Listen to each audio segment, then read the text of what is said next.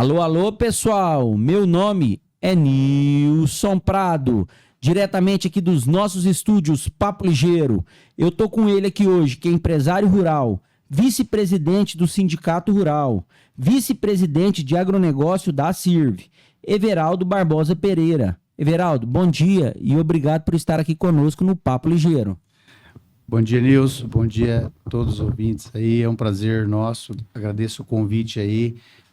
Você que tem um podcast super bacana aí, com temas atuais, trouxe grandes empresários, grandes autoridades aí, e isso que é bacana, né? Trazer uma comunicação verdadeira para que a sociedade tenha mais informação do que é o agronegócio, do que é o produtor rural. Obrigado pelo convite. Ô, Dani, mas antes da gente continuar, roda a vinheta.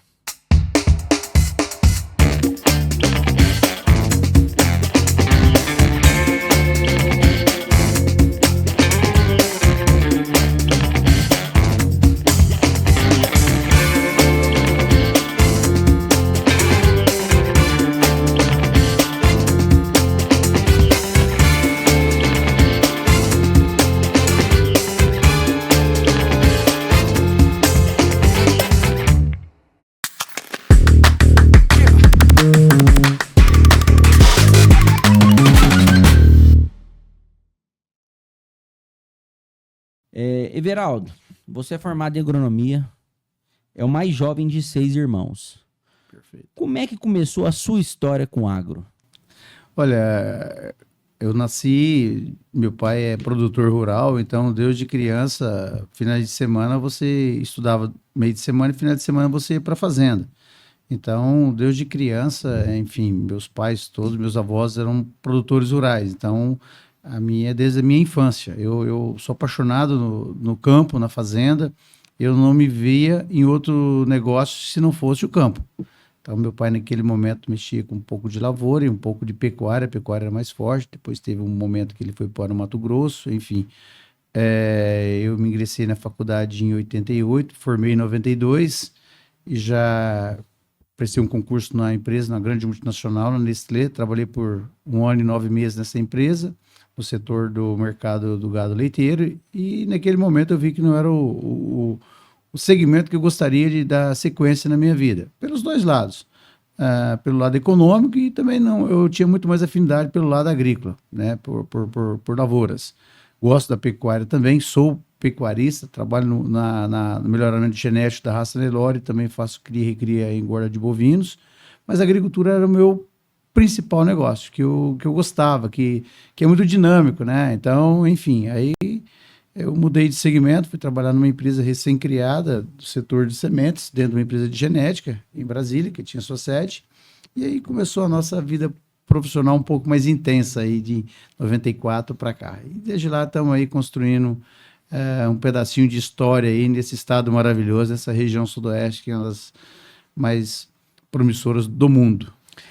Você foi trabalhar na FT Sementes. Exatamente. A FT tinha 2 blocos. Um no Paraná, em Ponta Grossa, com um sócio de lá, o Francisco Terezava, e outro aqui em Cristalina, que era outro sócio dele, chama João Luiz Gilioli, que era pesquisador, ex-Embrapa, veio para o Cerrado para pesquisar variedades de soja. E ele fazia tudo, ele pesquisava, produzia e comercializava. Ele conheceu um amigo em comum meu, de República, a gente morava junto, o Wellington, e eles criaram a Tequiagro, isso em 93. Em 94, eu saí da Nestlé para começar a trabalhar com eles, vendendo semente aqui no sudoeste goiano. Eu pegava todo o estado, o sudoeste goiano, naquele momento, Goiás era... Isso você era funcionário da Tequiagro? Funcionário da Tequiagro.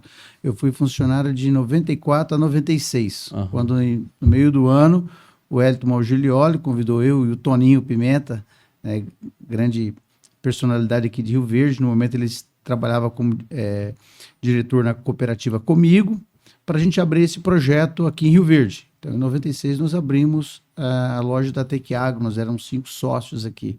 Então, não tinha nenhuma experiência como empresário. Era um engenheiro agrônomo formado, que tinha quase 2 anos de atuação na multinacional e mais 2 anos como vendedor de sementes aqui na região. Então, foi um desafio muito bacana começar em 96 a empreender. Num momento muito difícil para a agricultura. Foi um momento que nós tínhamos vindo de uma pior crise da soja no Brasil. que foi preços muito baixos e uma doença que exterminou a maioria das variedades de soja, que foi o cancro da haste. Tinham 8, 10 variedades que eram plantadas aqui no Sudoeste, quase no Cerrado como um todo, ficaram 2, 3 variedades, porque o único controle dessa doença era variedade resistente, não tinha controle químico. Então o produtor ficou numa situação financeira muito difícil. Mas essa é a visão, acho que é nesse momento que você tem que enxergar as oportunidades e isso nos foi dado através dos outros sócios e a gente criou um projeto muito bacana ao longo dos anos aí.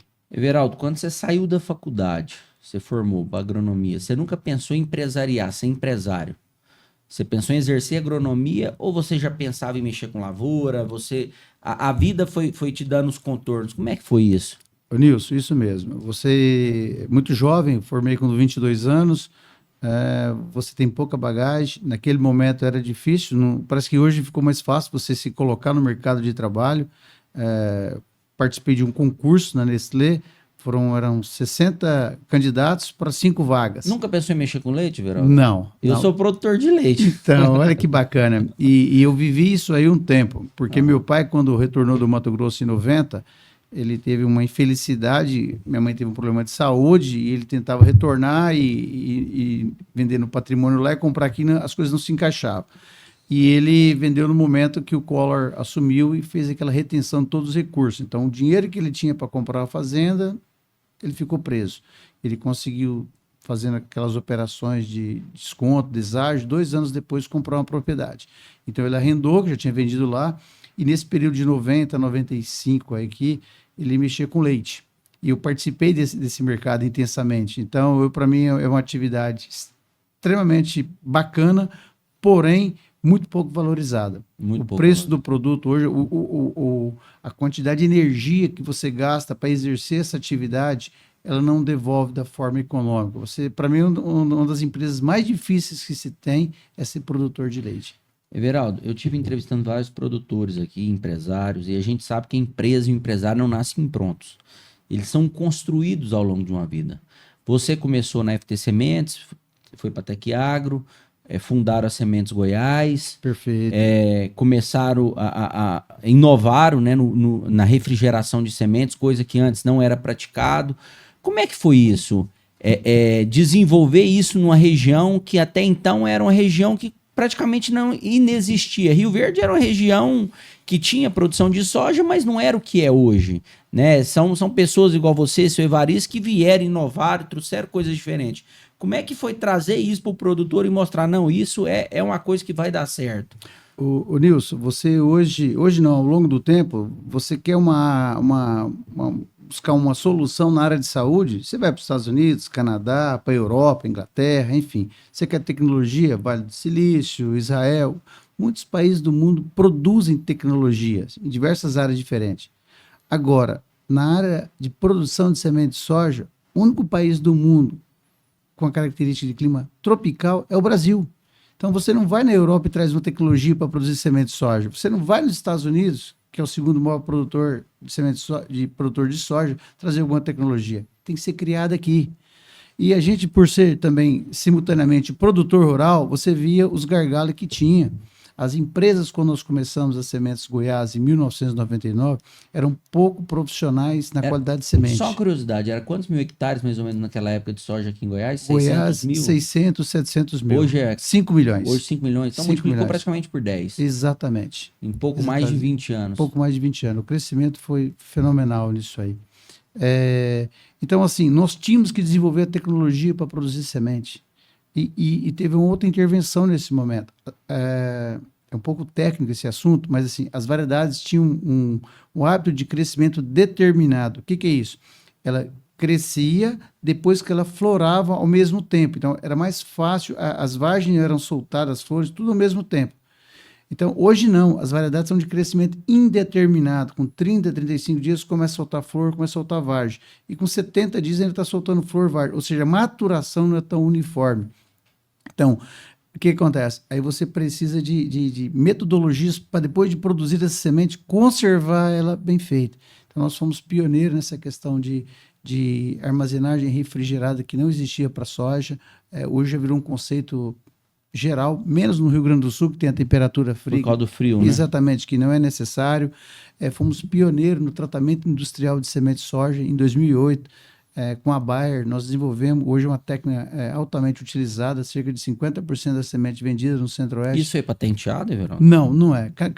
Tem as máquinas de empresas, são máquinas patenteadas, sim, mas a tecnologia, cada indústria tem a sua. BASF, Bayer, Syngenta, enfim, cada um tem a sua. Mas é isso, é você inovar, você ver a dificuldade que aquele consumidor tinha e buscar uma solução para ele.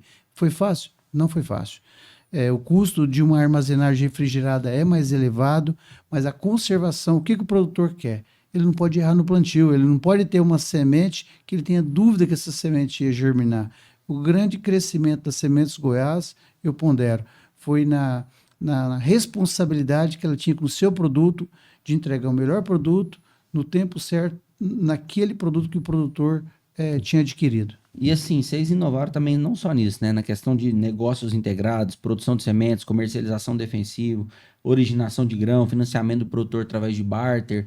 Então foram várias as coisas que vocês fizeram que revolucionaram o mercado, né? Então, é aquela história, né? Você chega num lugar, você tem um cliente, eu quero vender tudo para ele. Então, essa foi a nossa intenção. O produtor, ele precisa para plantar soja, menos máquinas agrícolas, mas ele precisa de semente, fertilizante, defensivos, assistência técnica. Nós fornecíamos. Ele precisava de comercializar essa soja e esse milho. A gente dava uma opção de fazer o barter ou comprar o grão dele. Ele precisava de algum recurso para suportar parte do seu custeio. Um óleo diesel, uma mão de obra, a gente captava recursos e fazia essa operação. Então, foi algo inovador aqui para Rio Verde? Foi para a região. Ninguém fazia isso? Em pequena escala. Ninguém deu a escala que nós tínhamos. Inclusive, até fomos para a questão de armazenagem. Quando nós vendemos a operação, nós tínhamos 3 armazéns, coisa de 120 mil toneladas estáticas. Para quê? Para suportar essa originação de grão do produtor. Então, nós queríamos ofertar tudo que o produtor precisava. E você ganha igual no McDonald's. Você vende o sorvete, a batata, o refrigerante, o sanduíche, tudo você ganha um pouquinho.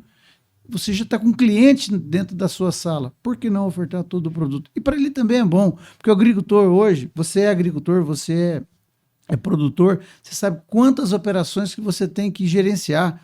A parte financeira, a parte de recursos humanos, que é a mais delicada que nós temos hoje, que a gente tem que gastar mais energia. Parte tributária.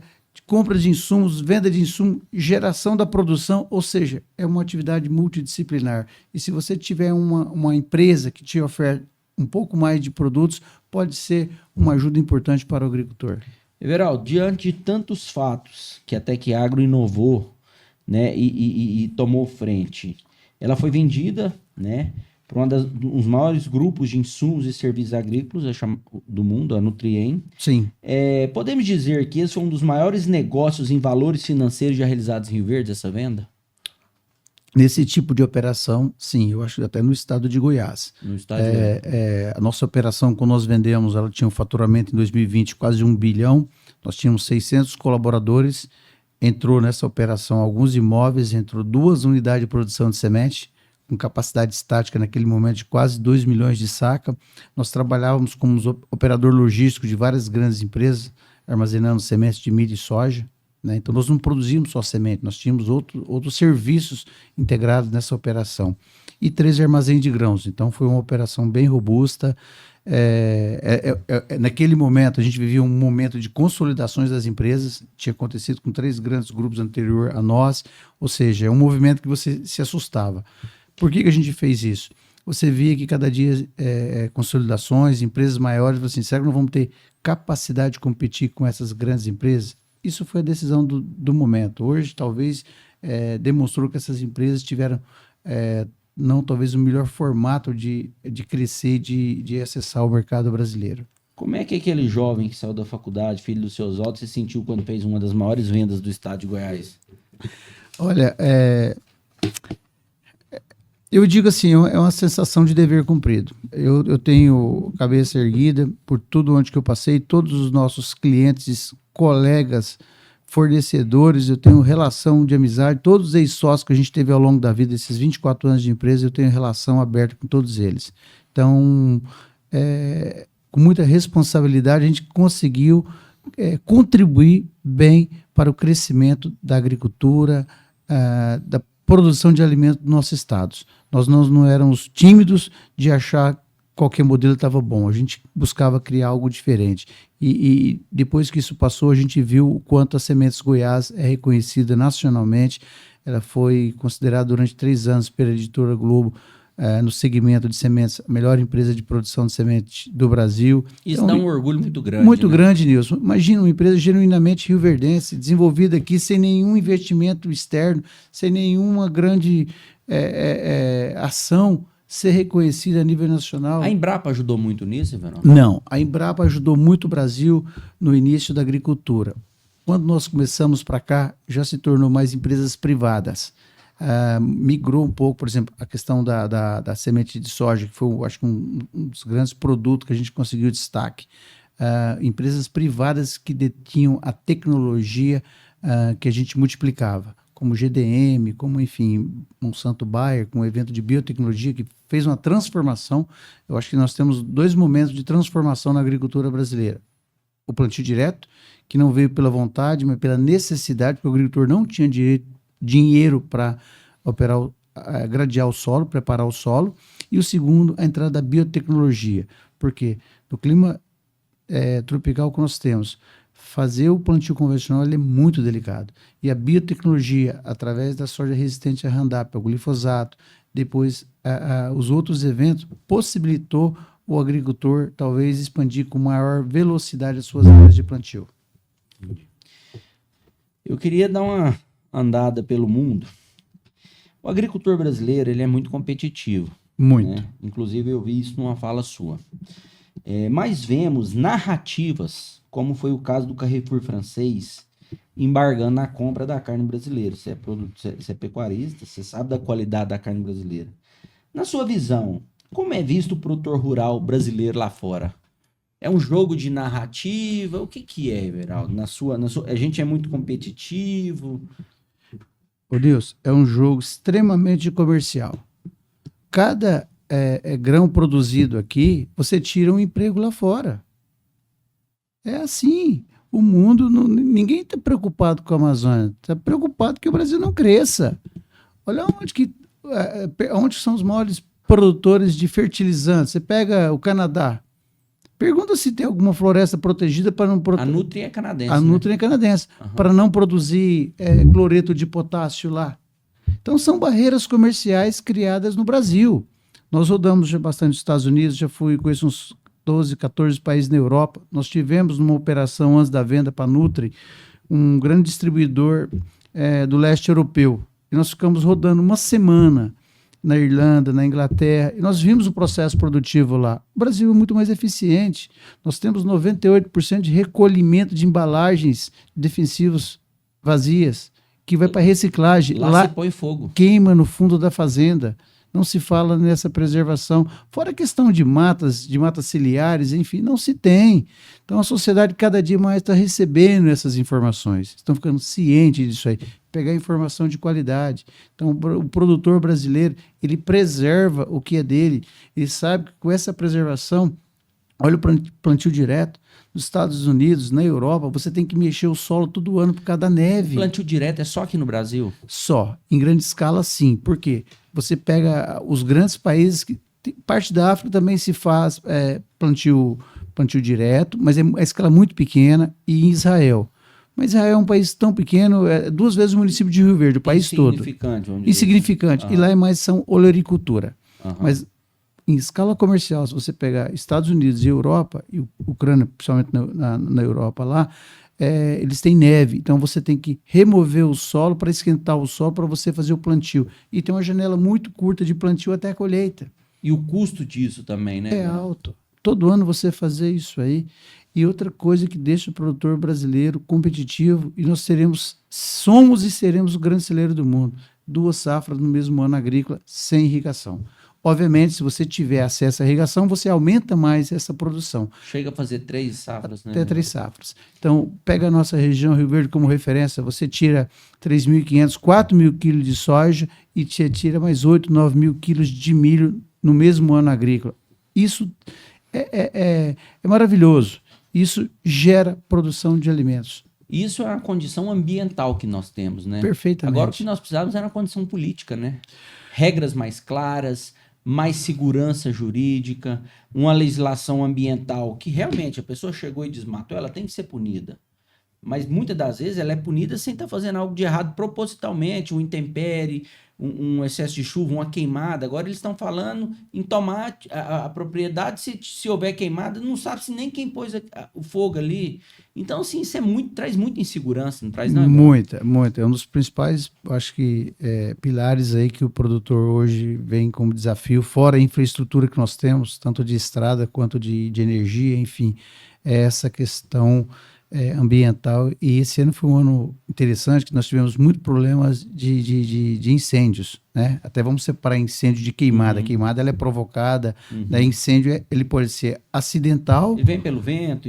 Ou provocado por algum motivo. Hoje nós temos os principais motivos de incêndio nessa última safra, provocado por rede elétrica, ou talvez até danoso mesmo, alguém por maldade faz isso. Mas quem que é o maior prejudicado? Produtor. Se você queima uma área ali, é 10 sacos a menos durante vários anos de produtividade. Então, um prejuízo enorme para ele.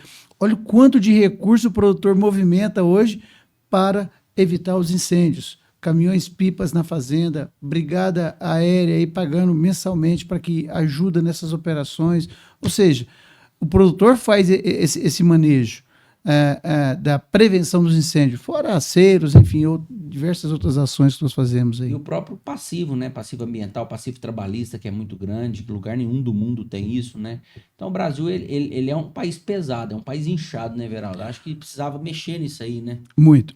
Vendo uma entrevista recente do ex-ministro Aldo Rabelo, né, que ele trabalhou nessa questão da evolução do Código Florestal, que tem muito entendimento, muito conhecimento, seria um prazer de você conseguisse entrevistá-lo, porque ele mesmo, até então, fazendo parte do governo da esquerda, mas ele foi muito justo na construção. Ele conhece muito essa questão ambiental no Brasil. E é isso que nós precisamos. Pessoas que conheçam e debatem com conhecimento. Igual o Cerrado brasileiro, eu vou falar um fato polêmico aqui, mas tem que ser entendido. Tem que trazer para a mesa, não ficar debaixo da gaveta. A vida inteira conviveu com fogos, com incêndios. Então nós temos que tomar um pouco de cuidado, porque daqui a pouco isso já é feito em alguns parques. Queimada planejada. Para você não destruir as nossas florestas, nós temos que pensar isso no futuro. Já existe. Se eu não estiver enganado, planejadas. Você faz essas queimadas em dezembro, onde você já tem umidade no solo, onde aquela vegetação vai ter um fogo muito brando, muito manso, e não vai matar aquelas plantas. Por quê? Se você ficar 5, 6, 8 anos sem ter queimado, quando vem um incêndio criminoso, ou talvez por outro motivo, destrói toda a floresta. Acaba com tudo. Então isso tem que ser... tem que trazer para a primeira página que os órgãos oficiais, a Agrodefesa, a própria Embrapa que você citou, comece a tratar como uma necessidade do futuro alguns parques e até as mesmas florestas que nós temos de fazer algum manejo. É geral? Não, mas isso precisa ser feito. Posso estar enganado, mas isso já é feito no Parque das Emas, em Goiás. Tem uma fala do Olavim, presidente do Sindicato Rural aqui, um parceiro seu. Ele falou que te conhece desde menino e falou que você é um exemplo de empresário, pai de família, amigo, uma pessoa honesta, pessoa simples. Como é que é ouvir assim, as pessoas, a gente conversa com várias pessoas antes de entrevistar a pessoa que vai vir aqui para dar entrevista para nós, e todos eles falam que você tem uma humildade muito grande. O ego, depois da venda da Tec Agro, depois de se tornar um empresário conhecido, não só a rioverdense, nunca te subiu a cabeça? Porque a gente sabe que sobe, né, Everaldo? A gente sabe que o cara ganha para vereador, ele acha que ele virou autoridade. Como é que é manter essa humildade, mesmo sendo hoje um expoente a nível estadual? Ô Nilson, não, isso aí não, nós somos filhos de Deus, nós somos irmãos uns dos outros, jamais. Isso aí a gente tem que ter respeito. A pessoa mais importante para a gente é aquela que naquele momento está à sua frente. Não é porque é um catador de lixo, é um gari, enfim, é um operador de máquinas, é um diretor de uma multinacional. Nós temos que ter, eu acho que isso é da vida, ética, São acho valores que vieram de é o valor de seus pais, familiar né? e pessoal da gente. Eu acho que porque você teve uma oportunidade um pouco melhor nos negócios, enfim, de algumas relações aí, não te coloca para você não respeitar as pessoas. E isso é muito bacana. Eu levo isso para os meus filhos. Enfim, eu acho que a humildade é a primeira característica que o ser humano tem que carregar. E o Olavinho até falou, não, quando ele chegou aqui com os documentos dele aqui, era para ser, ele queria ser suplente aqui no Sindicato Rural, e nós colocamos ele como vice-presidente. A gente tem as atividades da gente, quando o convite veio para nós participarmos dessa nova diretoria aí, eu já participava da CIRV, eu comentei que eu não teria muito tempo para me disponibilizar para a instituição. E quando você não tem tempo, você fica talvez um pouco chateado, né, de não entregar aquilo que a instituição precisa. Então eu falei assim, não, eu não gostaria de ser vice-presidente naquele momento. Mas as coisas aconteceram e estamos lá junto com o Lavinho, é um grande presidente, tem uma competência e um coração enorme. O Olavinho é uma pessoa muito boa, gosto muito dele. bacana. E o Sindicato Rural de Rio Verde vem fazendo um trabalho magnífico. Às vezes não conseguimos tudo. Tem uma fala bem bacana, que às vezes o produtor fala assim, mas não fez aquilo, mas não deixou fazer aquilo outro. Então, muitas vezes a gente impede que algumas ações contrárias aos interesses do produtor rural sejam levadas para frente. E hoje o Sindicato Rural de Rio Verde tem uma representatividade nacional, né? Sim, sim. Ele tem uma força a nível Brasil, né? Você estava dizendo da insegurança jurídica. Nós temos muito movimento aí, tem uma frente parlamentar da agricultura, onde nós temos na área do Centro-Oeste a Marussa Bodrim como vice-presidente. O sindicato sempre a gente tem alguma reunião em Brasília, tem a FAEG, tem a CNA, tem o presidente da FAEG, Zé Mário Schneider. Enfim, nós precisamos estar presente nessas instituições para que a gente seja ouvido. A gente não quer que uma decisão do nosso setor seja definida por pessoas que não tenham competência. Uma pessoa que senta atrás de numa mesa com o ar-condicionado ligado e vai criar regras sem saber como é que é o dia a dia no campo, né? E a gente sabe que existe muito isso, né? Muito, muito, e nós precisamos tomar esse cuidado. Então é isso. Se o agronegócio tem essa representatividade no Brasil, e pode ter certeza, cada dia se multiplica mais. E eu acredito muito, até pelos movimentos que nós temos no nosso estado. Você viu a Comigo construindo uma fábrica, um investimento de 1 bilhão e 300, mais de 5 mil toneladas de moagem.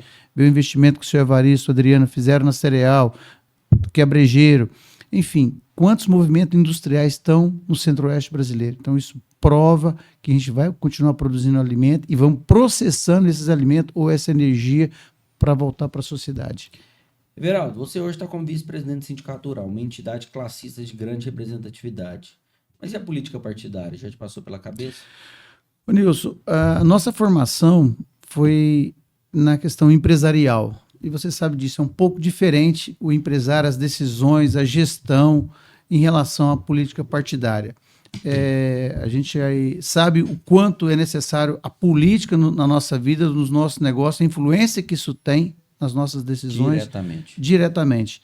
Né? Mas, particularmente, no momento, ainda não me sinto preparado, pronto para participar da política partidária. Vamos ficar ainda nas classistas aí. Mas, por enquanto, a futuro a Deus pertence, né, Everaldo? Empreender está no seu sangue. Depois da venda da Tecagro, agora com o Agro Cerradão. O que é o Agro Cerradão? A vida empresarial foi muito bacana, que ela nos deu alguns sinais. E as pessoas, o maior valor que a gente tinha na nossa empresa, eu falo, pessoas. As pessoas tinham orgulho de vestir a camisa da Tecagro, da Sementes Goiás. E o que nos ensinou isso aí, Nilson? Que a gente precisa dar uma identidade para a nossa fazenda. Não pode ser só fazenda, sem nome, não. Aí a gente colocou Agro Cerradão. Por que agro? Porque trabalha com agricultura, trabalha com pecuária, e Cerradão era a primeira fazenda que a gente comprou. Então lá nós trabalhamos com a produção de soja, produção de milho, produção, como eu comentei, melhoramento genético da raça Nelore, fazemos a criação, recria e engorda de bovinos, ou seja, a Agro Cerradão é uma empresa que produz grãos, que vira alimento, que vira energia e proteína vermelha. Então, é um orgulho, a gente está com um projeto muito bacana, a gente está na região de Rio Verde, Aparecido Rio Doce, Jataí, Caçu. Em algumas regiões dessa, entramos onde que praticamente tinha muito pouca agricultura, Construímos armazém, estamos fazendo uma pequena transformação, levando mais produtores para que eles possam transformar áreas de pecuária degradada, com baixo rendimento, em áreas altamente produtivas. E isso falamos para o nosso governador há 3 anos e meio atrás. Foi o governador, o estado de Goiás está tendo uma evasão de recursos. O produtor de grãos aqui está ganhando dinheiro, por falta de infraestrutura promovida pelo governo, está levando esse recurso, comprando terras do Mato Grosso, Tocantins, Pará.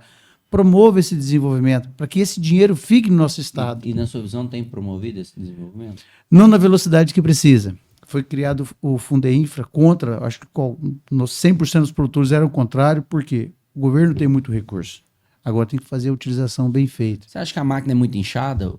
Olha, a gente não está lá dentro para dizer, mas ela é muito lenta, ela é inchada. Tanto que nós temos 37 ministérios no governo federal, a gente Olha não só. precisa nem estar lá dentro para ver, né? Exatamente. É clássico isso aí. O que a empresa privada faz em 6 meses, o governo gasta 2 anos. Então nós temos que ter uma visão ao contrária. A renda, o Zé Garrote fala muito isso. Você entrevistou ele, fala muito isso. A renda tem que ir para o consumidor, não ficar no poder público. O Paulo Guedes sempre tinha uma fala que era o seguinte: menos Brasília e mais Brasil. Perfeito. É totalmente o inverso, mais Brasília e menos Brasil. Então, assim, nós temos inúmeras informações que nos levam a isso. Não tem que criar novas taxas, novos impostos. Não é por aí. Tem que administrar o que tem. Perfeito. Everaldo, voltando um pouco na sua história, a importância do legado, né? De ter nome, de ter pai. Quando você, vendedor, falava que era filho do seu Oswaldo, as portas se abriam, sinônimo de integridade? Muito, Isso muito. é uma coisa que você trouxe do seu pai? 100%. Primeira coisa na nossa geração é isso. Até hoje eu falo para os meus filhos a importância da ética e da moral. Meu pai é uma pessoa de total integridade. Eu não tinha nome, não tinha nem conhecimento. Se você forma hoje, você fala assim, eu estou preparado para o mercado, não está. Isso é uma vergonha que as nossas universidades não pregam. Não revê isso aí. E isso não é eu que estou falando apenas. Seu Antônio Chavaglia é muito crítico enquanto a qualidade dos técnicos, dos formatos que chegam para ingressar na cooperativa comigo, seu mínimo conhecimento. Então, como eu também não tinha tanto conhecimento, às vezes não sempre, o nome do meu pai abria as portas para aquela pessoa me receber e fazer negócio com a gente. Isso é uma coisa que te dá muito orgulho, né? Muito orgulho. E quero transferir isso para os meus filhos também. São valores, né? Valores são imutáveis. Pode passar o tempo que for que não muda. Né? E não negociáveis. Não negociáveis. A gente vê no Brasil uma narrativa muito forte de condenar quem é rico. Como se todo cara que fosse rico foi rico através de corrupção ou fazendo rolo. Não vê o quanto o cara trabalha, a hora que o cara acorda, a hora que o cara dorme. Você acha que está mudando isso no Brasil, essa condenação da riqueza, Everaldo? O que você acha? De uma maneira muito... Você concorda com isso também, que existe essa narrativa? Concordo, Nilson, e de uma maneira muito lenta. Nós temos que dar mais velocidade. Quem promove isso é a grande imprensa. A grande imprensa, eu acho que promove esse tipo de narrativas aí. E nós precisamos mudar isso. Estávamos, semana passada, realizando um evento de final de ano. Eu tenho quase 100 colaboradores hoje no nosso time. Olha a responsabilidade, são 100 empregos que está sobre a nossa coordenação. Eu não tenho o direito e nem o poder de amanhã desistir e falar assim, eu não quero mais. E essas 100 famílias que trabalham com a gente? Então, empreender no Brasil tem um risco elevado. Tem oportunidade? Tem. E dá para ganhar dinheiro de forma honesta, né? Dá para ganhar dinheiro, nós somos exemplo disso. Eu, Toninho, todos os nossos colaboradores, todas as ações que a Tec Agro, Sementes Goiás, realizou dentro do Estado, lícitas. Nunca dependemos de um governo, uma questão ilícita para crescer. Eu digo mais, a oportunidade que esse país nos dá é enorme, que a nossa região nos dá é enorme. Não só o nosso caso, mas inúmeros casos chegaram aqui em Rio Verde ou são daqui que conseguiram construir uma empresa, construir um legado bacana. Agora, não dá fazendo isso como algumas pessoas querem. 8 horas por dia trabalhando, qualidade de vida. Não. Para você conquistar, aqui são 12, 14 horas por dia. Falava isso para o nosso time. Quando nós vendemos a empresa, eu tinha quase 100 engenheiros agrônomos na área de vendas, na área de produção. Falava frequentemente para eles. Querem crescer rápido? Trabalhe 12, 14 horas por dia. Mas o sucesso vem. Nós temos essa agricultura que você comparou aqui de 600 mil hectares há 20 e poucos anos atrás para 5 milhões. Olha o quanto gerou oportunidade. Quantas empresas foram instaladas em Rio Verde? E tem um ponto que a gente tem que falar.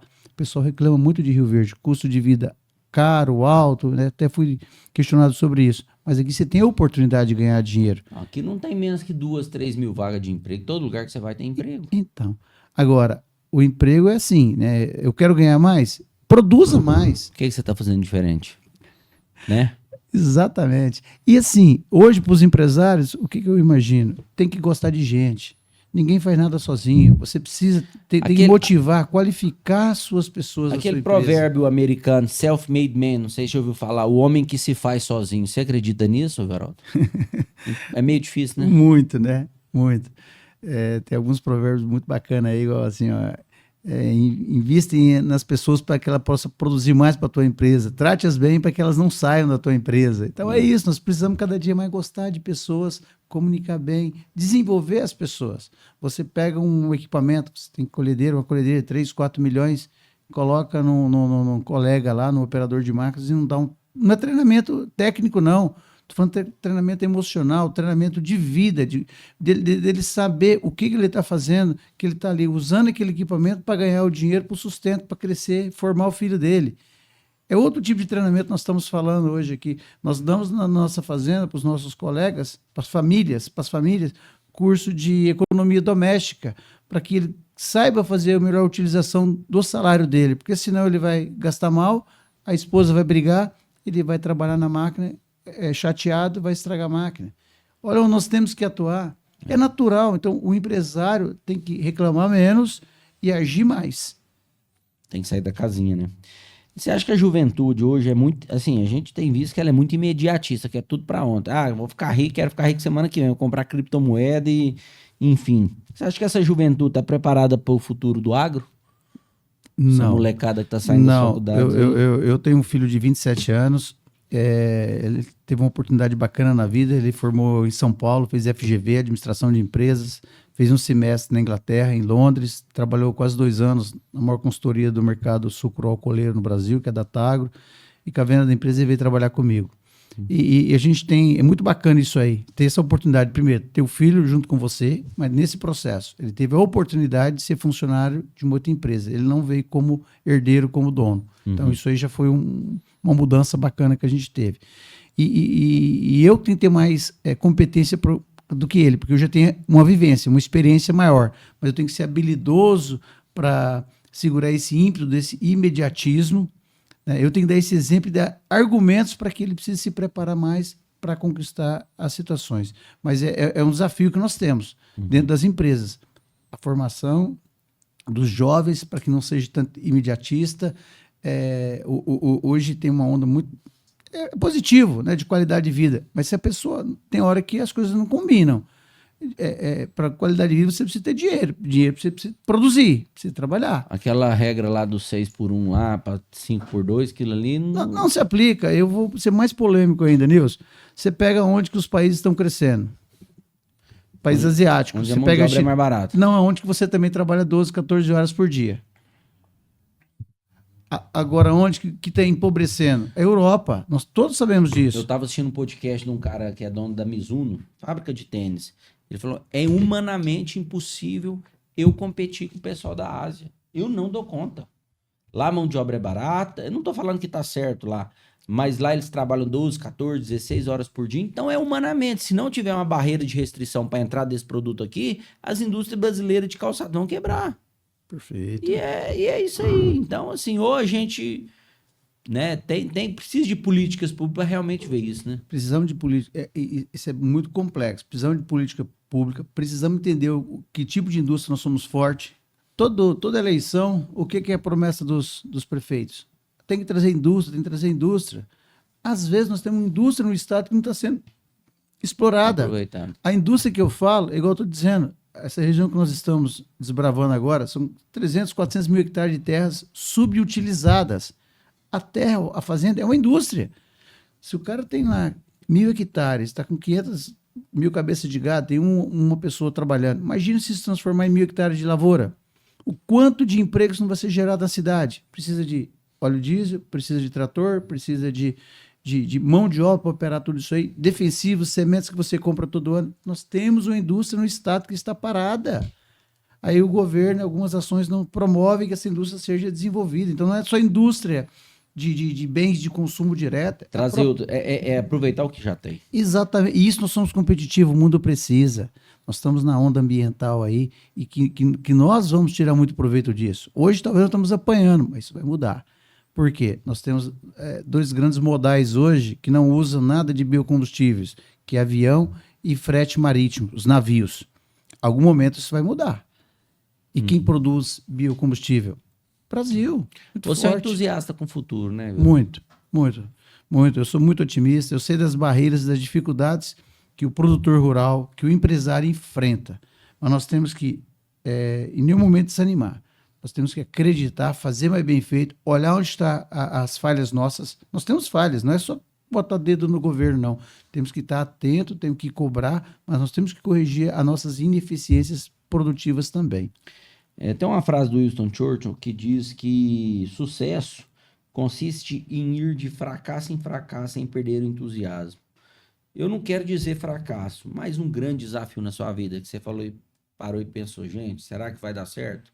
Teve alguma coisa que você pode compartilhar, algum desafio? Teve. Em 2003, nós tivemos o segundo momento aí que nós vivemos da ferrugem asiática, que também naquele momento todo o nosso setor ele era desorganizado. O produtor tem que avançar muito, tá? Igual eu sou produtor rural, não gosto daquela frase, nós temos uma indústria a céu aberto. Então, muda de atividade. Nós temos uma indústria a céu aberto que existe um risco por trás, que tem como nós criarmos algumas ações para minimizar. Temos um problema de um seguro agrícola ainda que é ineficiente, mas nós temos que saber que tem oportunidade. Então, não podemos ser só crítico nisso. Mas em 2003, com a ferrugem asiática, nós tivemos um problema seríssimo. O produtor não produziu, não pagou as revendas, a revenda não tinha recurso para pagar a indústria, ou seja, foi quase uma quebradeira geral. Então nós tivemos que nos reinventar naquele momento. Fomos firmes, nós não demitimos nenhum colega, foi uma ação totalmente diferente das outras empresas. Vocês contrataram mais, né? Contratamos mais engenheiros agrônomos para atender melhor o produtor rural. Fizemos uma governança, criamos uma governança em todo o nosso negócio. Vimos que a falha, parte do processo era nossa. Então não só botar a culpa no governo. Então foi um momento de muita dedicação, de ruptura. Foi difícil. Separou o profissional do não profissional. Com toda certeza. E isso, eu acho que fez a diferença, porque a partir daí nós implementamos um ritmo de crescimento maior e fizemos a coisa certa. Beraldo, estamos caminhando aqui para o final. Queria que você falasse aqui qual a pessoa mais inteligente que você já conviveu, que você teve a oportunidade de conhecer. Tem como você compartilhar com a gente? Nossa, Nilson, eu acho que são muitas, cada um com um conceito diferente. Eu pego para nossa cidade assim, o exemplo que algumas pessoas deixaram aqui, como o seu Antônio Chavago, o quanto ele construiu a maior cooperativa do Centro-Oeste brasileiro. Eu gosto muito do Zé Garrote, né? A visão que ele tem empresarial, as ações que ele tem junto aos quase 8 mil colaboradores dele. Agora, tem uma pessoa, eu gosto de ler algumas literaturas, não conheço a pessoa de participar de palestra dele, mas ele foi para mim um grande instrutor, que é o Bernardinho. O Bernardinho pegou uma geração lá atrás, ele tinha um formato dele conduzir essa geração com muita braveza mesmo, né? Firmeza ali, né? Uhum. E ao longo do tempo, como você falou, a geração hoje é mais dodóizinha, é mais diferente. Ele teve que ir mudando. Então ele se reinventou ao longo da vida dele. E eu acho que o empresário é isso. Nós temos que nos reinventar. Eu não posso tratar as pessoas de 30 anos com as mesmas metodologias para elas desenvolver que eu trato as de hoje. Então a gente temos que nos desenvolver nesse sentido. E tem uma palavra que eu acho que eu gosto, que a gente tem que começar a entender ela, é o desaprender. Coisas que nós fizemos no passado, hoje talvez já não dá mais certo. No passado não muito distante. Isso em qualquer atividade. Lidar com pessoas, na agricultura, na produção leiteira. Em tudo, né? Em tudo. Então é muito bacana. A vida nos ensina muito. Então acho que a gente tem que ter essa sabedoria de observar as pessoas. Nós temos um grande defeito, o ser humano hoje. Cada dia mais. Ele não para escutar, ele só quer falar. Então a gente tem que escutar E um tem- pouco mais. E tem hora que isso aqui atrapalha também, né? Muito. Mas nós temos que saber conviver com essa nova geração do celular. Mas eu falo assim, é escutar de verdade. Você está na frente de uma pessoa, escuta o que ela está falando. Depois você quer responder antes dela terminar a frase, você nem imagina. Dou exemplo de vendedores nossos. Tinham vendedores que eram mais calados, mas que sabiam mais ouvir o seu cliente, melhores vendedores. Fala que as espécies que duraram desde os inícios dos tempos não foram as mais fortes, foram as que souberam melhor se adaptar, né? Resiliência, você é um estudioso, sabe disso. Veraldo, pra gente encerrar aqui, como é que você enxerga o Brasil nesses próximos 2 anos? Ô, Nil, muito preocupado. Nós temos um desgoverno aí. Eu acho que qualquer empresário, se você fizer uma pesquisa, é unânime isso aí. É muito ruim.